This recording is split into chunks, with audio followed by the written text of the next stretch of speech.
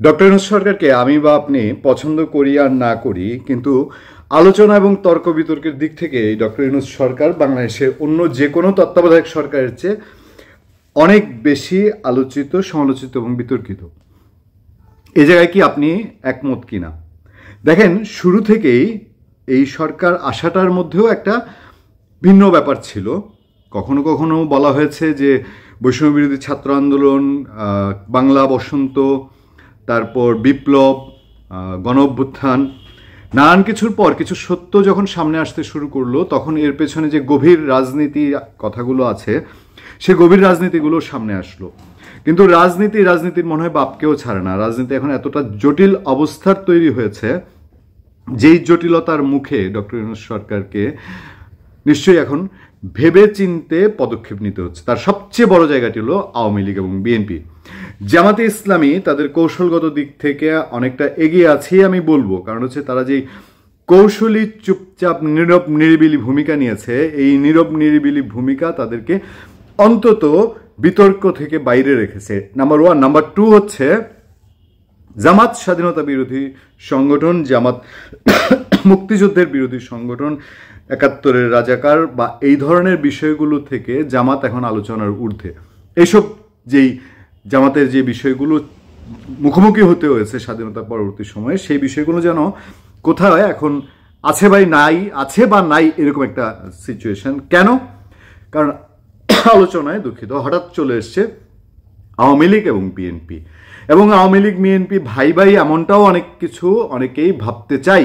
আমরা অনেকটা তাই কিনা, আমার মনে হয় অনেকটা আমরা তাই। আমরা হয়তো আওয়ামী লীগ বিএনপিকে অনেকটা কেউ আমরা ভাই ভাই মনে করছি, কিন্তু আমি বলবো বিএনপি আওয়ামী লীগ দুজনকে বিশ্বাসের জায়গা থেকে এখনো যোজন দূরে। যদিও কৌশলগত কারণে এবং স্বার্থগত কারণে তারা এক হবে না, এটা কেউ বলতে পারে না। রাজনীতিতে শেষ কথা বলতে কিছু নাই, সেই কথায় আমি যেতে চাই না, আমি সেই কথায় নাই। কিন্তু আওয়ামী লীগ এবং বিএনপির ইন্টেনশন এবং ক্ষমতা, দেশ শাসনের প্রক্রিয়া এবং দল পরিচালনার প্রক্রিয়া দুটেই একরকম। আওয়ামী লীগে পরিবারতন্ত্র, বিএনপিতে পরিবারতন্ত্র। আওয়ামী লীগ ক্ষমতায় গেলে যেভাবে দখলদারিত্ব, বিএনপির একই রকম দখলদারিত্ব। আওয়ামী লীগ ক্ষমতায় গেলে তার ছাত্রলীগ যেমন রাক্ষসে বাঘ বা একেবারে পিপাসু বাঘ, বিএনপি ক্ষমতায় গেলে তার ছাত্রদলও তাই। ভাগাভাগি আর ভাগ এদের সবার আগ।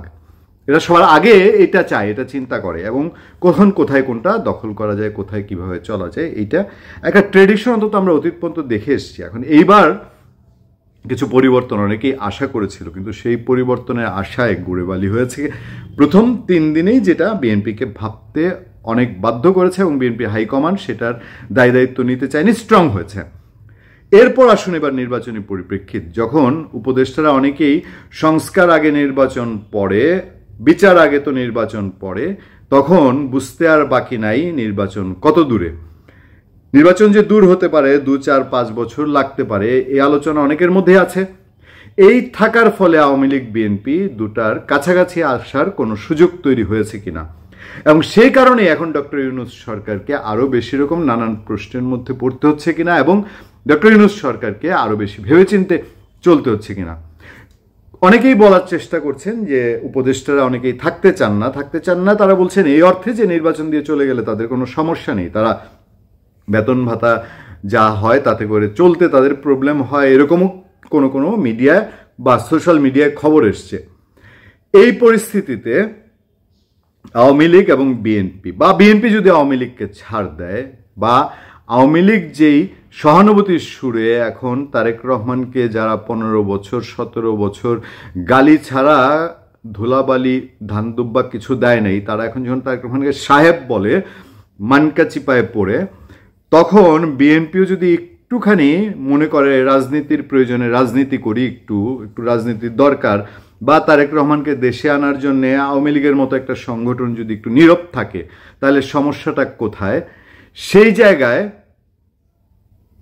মাঝখানে ওই শিলপাটায় পিষাপিষি মরিচের কামসারা ডক্টর ইউনূস সরকারের একটু কি ভেবে চলার বা ভেবে আগানোর মতন অবস্থা তৈরি হয়েছে কিনা। ধন্যবাদ সবাইকে, ভালো থাকবেন, সুস্থ থাকবেন, সত্য, করুণা এবং সহনশীলতার সাথে আপনাদের সাথে সবসময় আছি আমি আতিক রহমান, পূর্ণিয়া।